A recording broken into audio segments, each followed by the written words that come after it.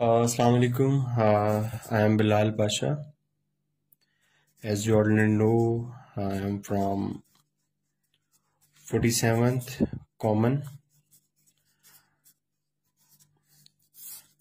आज का जो हमारा टॉपिक है, मैं अक्सर सीएसएस की तैयारी में जो मुझे सबसे मुश्किल टॉपिक लगता था और मुझे कभी भी समझ नहीं आती थी कि वो क्या है, that is Marbury versus Madison case.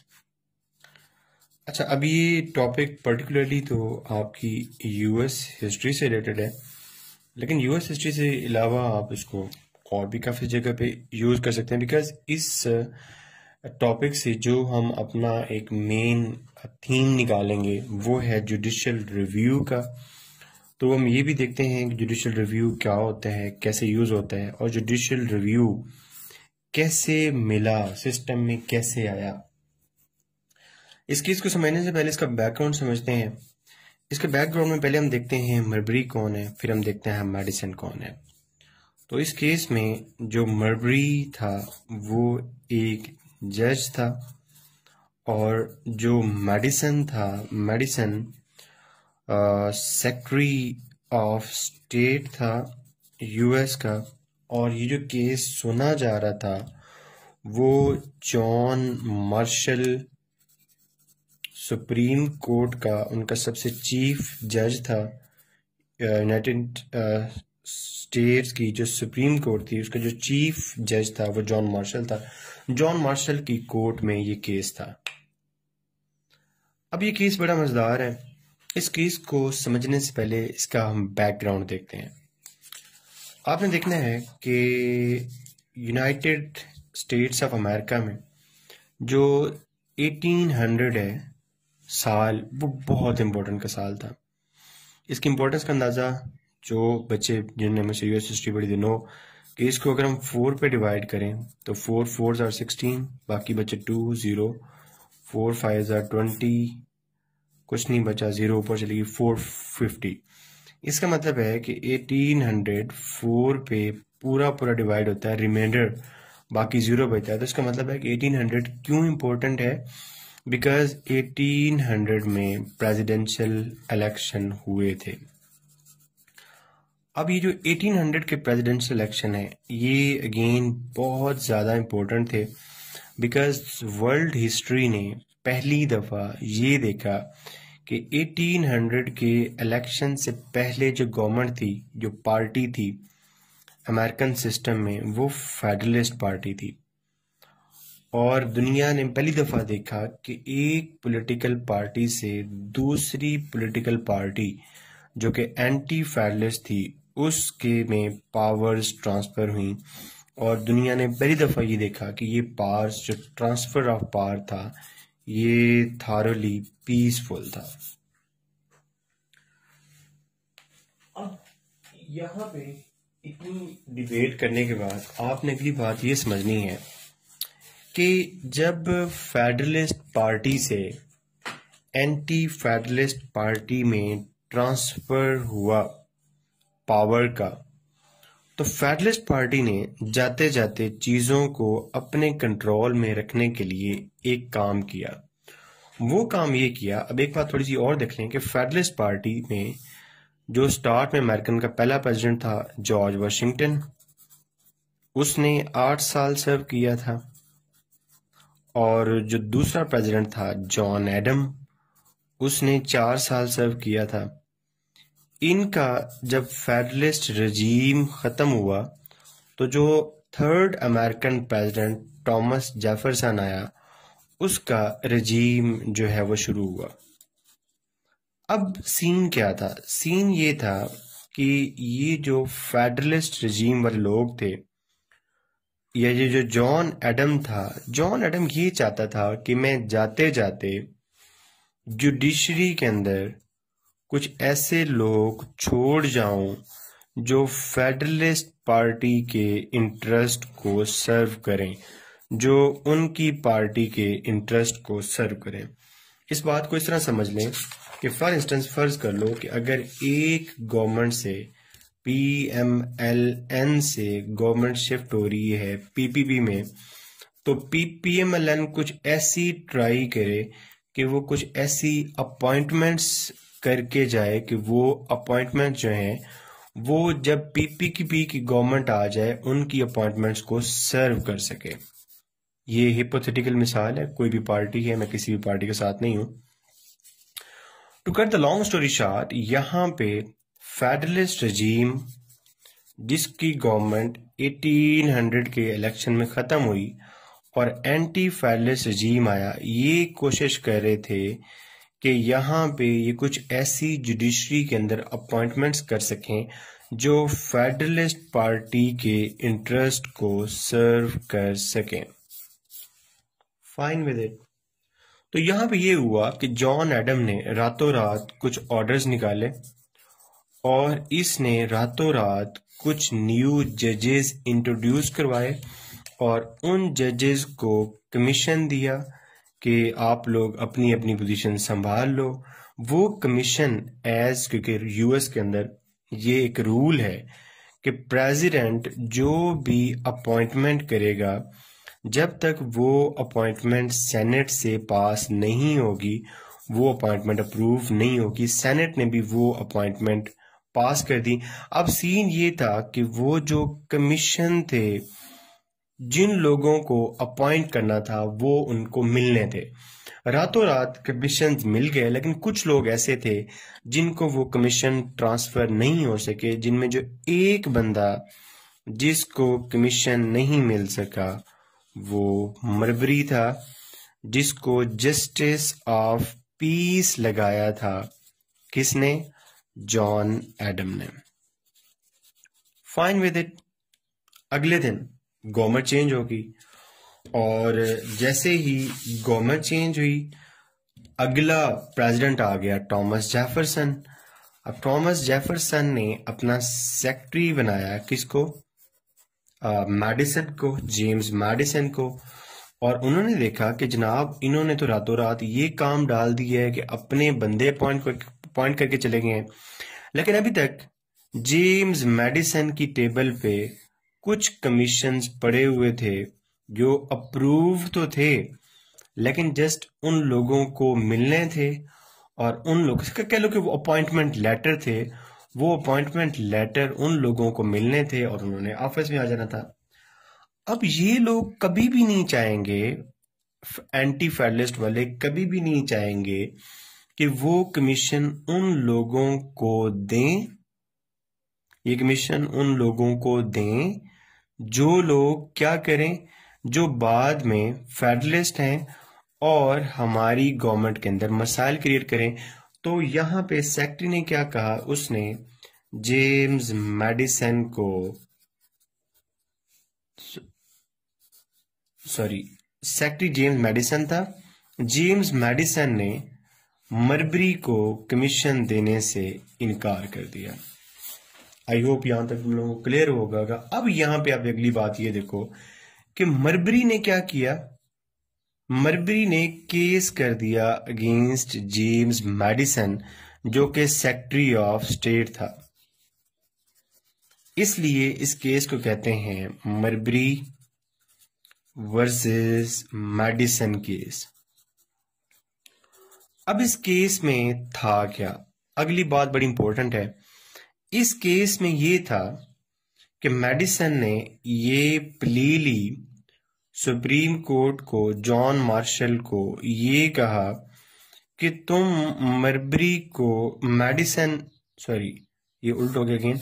मरबरी ने जॉन मार्शल से ये कहा कि तुम मैडिसन को कहो कि वो जो कमीशन मेरे हक में मुझे ऑलमोस्ट मिल गया था वो कमीशन मुझे दो, ताकि मैं अपनी जॉब को कंटिन्यू कर सकूं, ताकि मुझे मेरी जॉब जो है ना वो मिल सके और मैं ऑफिस को संभाल सकूं।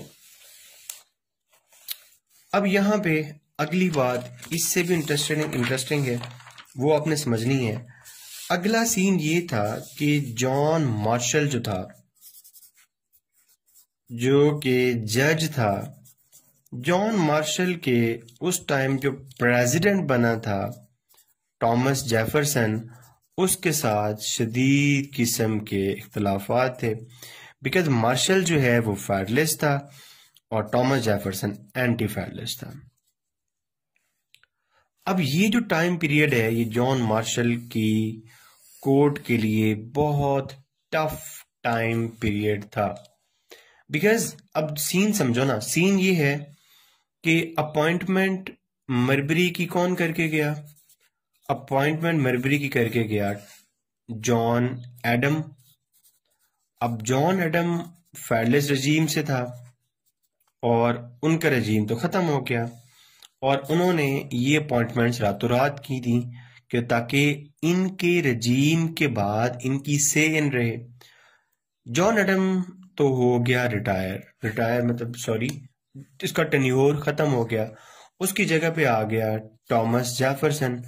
अब थॉमस जेफरसन ऐसी कोई पोस्टिंग क्यों करेगा जो बाद में उसको लगेगा कि मेरे एंटी फेडरलिस्ट जो ओरिएंटेशन के अगेंस्ट हो, इसलिए वो कभी भी नहीं करेगा मरबरी की पोस्टिंग। मरबरी जो कि फेडरलिस्ट था, इसलिए मरबरी ने केस कर दिया कहां पे? मार्शल की कोर्ट में। किसके अगेंस्ट? मेडिसन के अगेंस्ट, कि मुझे वो जो मेरे पोस्टिंग ऑर्डर्स डिले पड़े हुए हैं वो मिलने चाहिए। और उसने प्ली ये ली कि मार्शल जो है वो क्या करे, वो एक रिट ऑफ मैंडेमस डायरेक्ट करे। अब रिट ऑफ मैंडेमस को पहले समझो। रिट ऑफ मैंडेमस कुछ भी नहीं है, सिंपली समझ लो कि रिट ऑफ मैंडेमस निकली है मैंडेटरी से, कि जो हमारी जुडिशरी है, अगर जुडिशरी को कोई चीज ऐसी लगे कि एग्जेक्टिव को वो कह सके कि ये काम तुम लाजमी करो और वो ऑर्डर्स दे जुडिशरी जब एग्जेक्टिव को कि ये काम जरूरी है, तुमने लाजमी करना है, उसको कहते हैं रिट ऑफ मैंडेमस। तो अब इसको समझो। असल में जो मरबरी है, मरबरी क्या कह रहा है? मरबरी सुप्रीम कोर्ट में जॉन मार्शल को ये कह रहा है कि तुम क्या करो, तुम एक रिट ऑफ मैंडेमस जारी करो। किसके अगेंस्ट? वर्सेस मेडिसन के अगेंस्ट। ओके, और मेडिसन को क्या कहो? मेडिसन को ये कहो कि वो जो तुम्हारे पास पड़े हुए हैं मेरे ऑर्डर्स, मेरा कमीशन, वो मुझे दो। असल में बात पता सारी क्या है? इशू है सारा नौकरी का, ठीक है ना? तुम लोगों ने परेशान नहीं होना कि तुम लोगों की अभी नौकरियां नहीं हो रही। देखो नौकरी के इश्यूज कब से किस जमाने से चल रहे हैं। अच्छा, मैंने तुम्हें यहां तक बताया और पीछे मैंने तुम्हें ये भी बता दिया कि जॉन मार्शल के लिए ये बहुत टेक्निकल टाइम था, क्योंकि जॉन मार्शल की यहाँ पे उस टाइम का जो प्रेसिडेंट था थॉमस जेफरसन, उससे बिल्कुल भी नहीं बनती थी। अब जॉन मार्शल क्या करे, तुम खुद सोचो। जॉन मार्शल यहाँ पे क्या करे? जॉन मार्शल के पास दो ऑप्शन है। जॉन मार्शल एक तो ये करे कि कहे कि हाँ भाई ये काम तुम करो रिट ऑफ मैंडेमस के जरिए, सेक्रेटरी को कहे कि इसको कमीशन दो। लेकिन उसको इस बात का पता था कि अगर मैंने ऐसा कोई ऑर्डर पास किया तो प्रेसिडेंट मेरा ये ऑर्डर नहीं मानेगा और सुप्रीम कोर्ट एग्जेक्टिव के सामने खड़ी हो जाएगी और मसले मसाइल क्रिएट होंगे। दूसरा, उसको ये लगता था कि अगर मैं ये कह दूं कि नहीं, मरबरी को पोस्ट मिलनी नहीं चाहिए, कमीशन मिलना नहीं चाहिए, तो फिर क्या होगा? फिर जो मेरी कोर्ट है वो वीक होती है, फिर कोर्ट की पावर खत्म होती है। मार्शल बहुत चालाक था, मार्शल बहुत सियाना था। मार्शल वो जज था, वो चीफ जज था जिसने अमेरिकन हिस्ट्री में सबसे ज्यादा लंबे पीरियड के लिए चीफ जज सर्व किया। The most lengthy time period इसका था। अच्छा, अब यहां पे सीन ये हुआ, बजाय इसने अब ये चेक करना, ये अब इसका डिसीजन चेक करना कितना मजेदार है, बजाय इसके कि यहाँ पे ये कोई प्रॉपर इधर जाता या इधर जाता, इसने ऐसा फैसला किया कि वो सांप भी मर जाए और लाठी भी बच जाए। इसने 3 क्वेश्चन उठाए। पहला क्वेश्चन इसने ये किया कि क्या मरबरी का ये राइट है या नहीं है, इसको कमीशन मिलना चाहिए या नहीं मिलना चाहिए। दूसरा इसने क्वेश्चन ये उठाया कि क्या अगर ये है, अगर ये इसका राइट है, तो आपको पता है कि हर राइट के अगेंस्ट कोर्ट में हर राइट के अगेंस्ट एक रेमेडी होती है।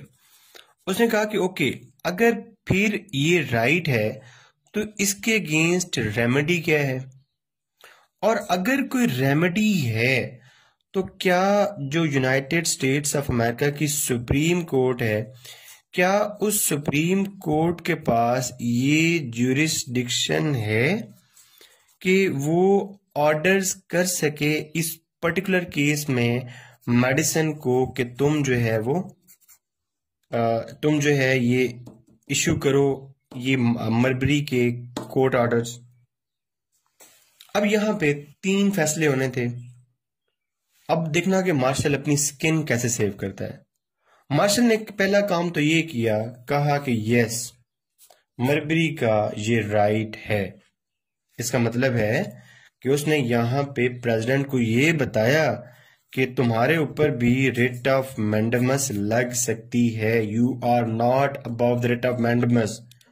अगर मरबरी का राइट है तो इसका मतलब है कि मैं मैंडेमस इशू कर सकता हूं। दूसरा उसने कहा कि क्या इसकी कोई रेमेडी भी है। उसने कहा यस, इसकी रेमेडी भी है। लेकिन दोनों फैसले जिसमें उसने प्रेसिडेंट को टफ टाइम दिया। अब तीसरा जो फैसला था ये बड़ा इंपॉर्टेंट था। इसमें उसने मोस्ट कॉशियस ऑप्शन ढूंढी कि ना मैं प्रेसिडेंट को डाउन करूं और ना मैं कोर्ट को डाउन करूं, कोई दरमियानी सूरत हाल निकालूं। उसने क्या किया, उसने जबरदस्त एक फैसला ये किया।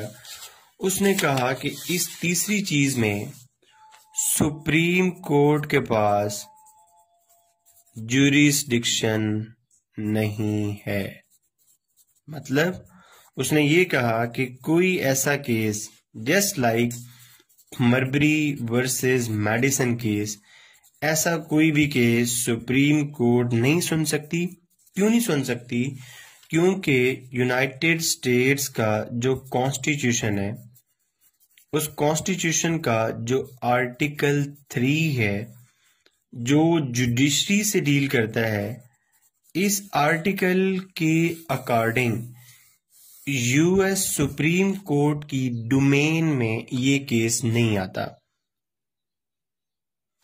अब अगली बात तुम ये सोचो कि अगर ये केस, ये पंच लाइन है, ये पूरे केस की punch line I am telling you. यहां पे ये सोचो कि अगर ये केस सुप्रीम कोर्ट की डोमेन में नहीं आता तो फिर मरबरी ने किस बेसिस पे केस किया था। देखो ना, आप जब भी कोर्ट में केस करते हो आपके पास कोई ग्राउंड्स होती है ना केस करने के लिए, उन ग्राउंड्स पे आप केस करते हो, अदरवाइज को आप केस नहीं करते। तो अब यहां पे 2 कंट्राडिक्शन समझो। मार्शल ये कह रहा है कि ये केस सुप्रीम कोर्ट की ज्यूरिसडिक्शन में नहीं है, और मैं आगे ये कह रहा हूं कि अगर ये केस सुप्रीम कोर्ट की ज्यूरिसडिक्शन में नहीं है, देन व्हाई द हेल मरबरी ने ये केस किया। तो इसका जवाब है, इसका जवाब एक एक्ट है जो कि 1789 में पास किया गया, ठीक है, और वो एक्ट है जुडिशरी एक्ट।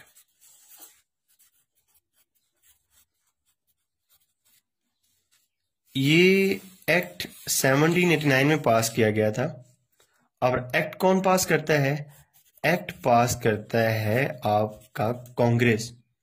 अब कांग्रेस में यूएस का upper house, house of representative, sorry senate, और यूएस का lower house, house of representative, ये दोनों मिला के बनाते हैं कांग्रेस। अब जितनी भी लॉ मेकिंग होती है, लॉ मेकिंग करती है लेजिस्लेचर। अब लेजिस्लेचर ने ये जुडिशरी एक्ट ऑफ 1789 पास किया था और इस एक्ट ने सुप्रीम कोर्ट को ऐसी पावर्स दी थी जिन पावर्स के अंदर वो मरबरी वर्सेस मेडिसन जैसा केस सुन सकता था। आई रिपीट,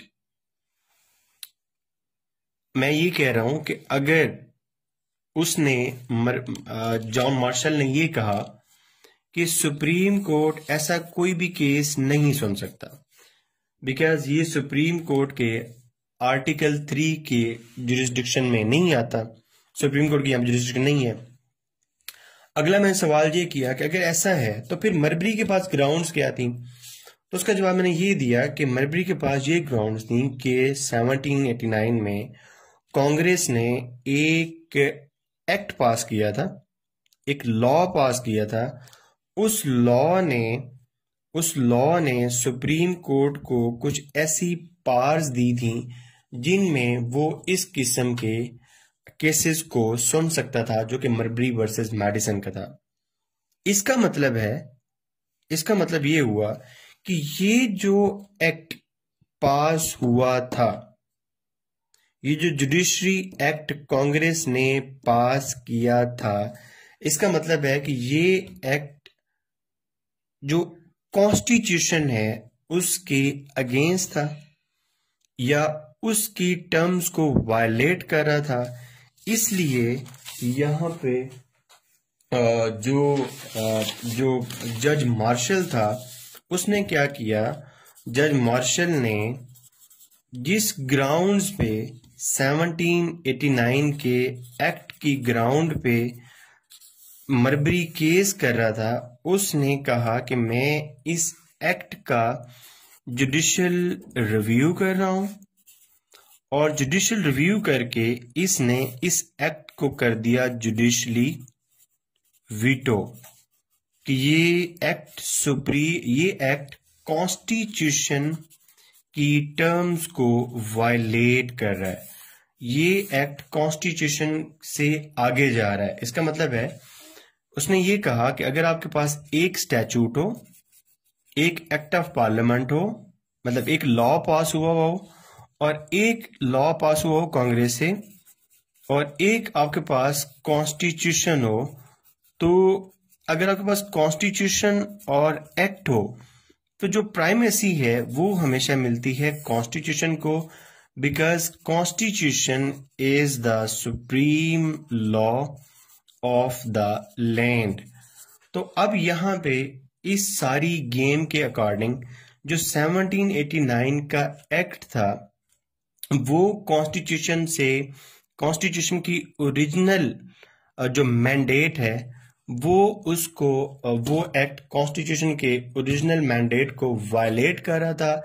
इसलिए यहाँ पे उन्होंने ये प्ली ली, मार्शल ने ये प्ली ली कि ये जो 1789 का एक्ट है वो क्या है, उसने उसको जुडिशली वीटो किया। अब यहाँ पे मुझे ये बताओ कि ये जो एक्ट ऑफ पार्लियामेंट था, अब इस एक्ट ऑफ पार्लियामेंट को किसने वीटो किया? इस एक्ट ऑफ पार्लियामेंट को वीटो किया आपकी जुडिशरी ने। और अब अगली बात जो सबसे इंपॉर्टेंट है वो ये है कि इस केस के डिसीजन के बाद कौन हार गया? इस केस के डिसीजन के बाद मरबरी केस हार गया। सुप्रीम कोर्ट ने कहा कि ये हमारा मैंडेट नहीं है, लेकिन इस केस के बाद जो एक चीज जीत गई हमेशा के लिए वो कोर्ट थी। कोर्ट फॉर एवर जीती क्योंकि कोर्ट के पास एक पावर आई जिस पावर को कहते हैं जुडिशियल रिव्यू, और उस पावर से आज भी कोर्ट क्या कर सकती है? यूएस के अंदर एक सिस्टम है separation of power. Separation of power का ये मतलब है कि आपकी एग्जेक्टिव जिसमें आपका प्रेसिडेंट आता है, आपकी लेजिस्लेचर जिसमें आपका अपर हाउस और लोअर हाउस आता है, और आपकी ये जो जुडिशरी है, ये तीन सेपरेट चीजें हैं। 3 सेपरेट ऑर्गन्स हैं, लेकिन साथ में एक इनके ऊपर एक और चीज है, वो है चेक एंड बैलेंस, और वो बहुत सारे हैं। मैं अभी जो आपको बताना चाहता हूं वो check and balance judicial review के है कि एग्जेक्टिव के किसी भी ऑर्डर को और लेजिस्लेचर के किसी भी एक्ट को अगर कोर्ट को ये लगता है कि उन्होंने उस एक्ट ने या उस ऑर्डर ने कॉन्स्टिट्यूशन के मैंडेट को वायलेट किया है, तो सुप्रीम कोर्ट जुडिशरी उसका जुडिशियल रिव्यू करके उसको रिवर्स कर सकती है। तो ये जो जुडिशियल रिव्यू का पावर है, ये कहां से आई सुप्रीम कोर्ट के पास? ये पावर मरबरी वर्सेस मेडिसन केस में यूएस के पास है, जिसकी एक मिसाल ये है कि ट्रंप ने जब बैन लगाया था, ट्रैवल बैन लगाया था ट्रंप ने, तो ये उसका एग्जेक्टिव ऑर्डर था जिसको जुडिशरी ने वीटो किया था। उसके बाद जब आपका ट्रू मैन था प्रेसिडेंट कोल्ड वॉर में 1952 में, ट्रू मैन ने एक नेशनलाइजिंग स्टील मिल का इशू था, उसके अंदर इसके ऑर्डर को कोर्ट ने वायलेट किया था। आपकी सिविल वॉर के अंदर एक प्रोसेस में एक एक्ट आता है जो इसको कहते हैं मिजूरी एक्ट। वो मिजूरी एक्ट पास किया था कोर्ट ने, ये कांग्रेस ने। इस एक्ट को भी बाद में सुप्रीम कोर्ट ने इसका भी जुडिशियल रिव्यू करके इसका भी जुडिशियल वीटो कर दिया। So to cut the long story short, अगर मैं इसको एक पेज पे सम करना चाहूं तो मरबरी वर्सेस मेडिसन केस में मरबरी ने मेडिसन के अगेंस्ट ये किया कि वो कमीशन जो जॉन एडम पास करके गया है, मुझे वो इशू होने चाहिए। कोर्ट के पास ये क्वेश्चन आया, कोर्ट ने पहला सवाल ये उठाया कि क्या मरबरी सही कह रहा है? उन्होंने कहा ठीक है। क्या मरबरी के पास रेमेडी है? उन्होंने कहा जी मरबरी को रेमेडी है। तीसरा सवाल ये था कि ओके, क्या ये केस सुप्रीम कोर्ट की जुरिस्डिक्शन में आता है? तो यहां पे मार्शल ने कहा कि नहीं, सुप्रीम कोर्ट जुरिस्डिक्शन में तो नहीं आता। उसने कहा ठीक है, अगर सुप्रीम कोर्ट की जुरिस्डिक्शन में नहीं आता तो मरबरी के पास ये ग्राउंड्स कहां से आए कि उसने ये केस किया? तो मरबरी के पास जवाब था जुडिशरी एक्ट ऑफ 1789। उन्होंने कहा ठीक है। मार्शल ने कहा कि ये जो जुडिशरी एक्ट ऑफ 1789 है, जिसने कोर्ट को ये पावर्स दी हैं, तो असल में ये पावर्स ही अनकॉन्स्टिट्यूशनल हैं और ये एक्ट भी जो है वो अनकॉन्स्टिट्यूशनल है। तो असल में उसने कांग्रेस के एक एक्ट का जुडिशियल रिव्यू करके उसके जुडिशली वीटो कर दिया। तो इससे मरबरी केस तो हार गया, लेकिन सुप्रीम कोर्ट को हमेशा के लिए एक पावर मिल गई जिसको कहते हैं जुडिशियल रिव्यू। और ये कभी भी समझ नहीं आया था, पता नहीं अभी वो रिसर्च वगैरह की समझ आया। अब इसका अक्सर बच्चे पूछते हैं कि सर नोट्स वगैरह कैसे बनाना, तो मैं से आज इसको देख रहा था, पर आपको मैंने कहा मैं वीडियो बनाऊंगा, तो सिंपली नोट्स मैंने कैसे बनाया, ऊपर मरबरी वर्सेस मेडिसन केस लिखा, who was Marbury, who was Madison, what was the case लिखा, उसका थोड़ा सा बैकग्राउंड लिखा, नीचे केस लिखा, जॉन मार्शल का था, जॉन मार्शल ने क्या किया, उसके इम्पैक्ट्स और उसकी एग्जांपल्स। अब ये जो नोट्स हैं ये हमेशा हमेशा मेरे पास सेव हो गए, और इसी तरह ब्रीफ से आप नोट्स जो ताकि आखिरी दिन अगर आपको रिवाइज करना पड़े तो you can simply do that. तो बाकी थैंक यू सो मच। मुझे बहुत सारी आप लोग प्रेयर्स भेजते हो, रिगार्ड्स भेजते हो, thank you so much for all that.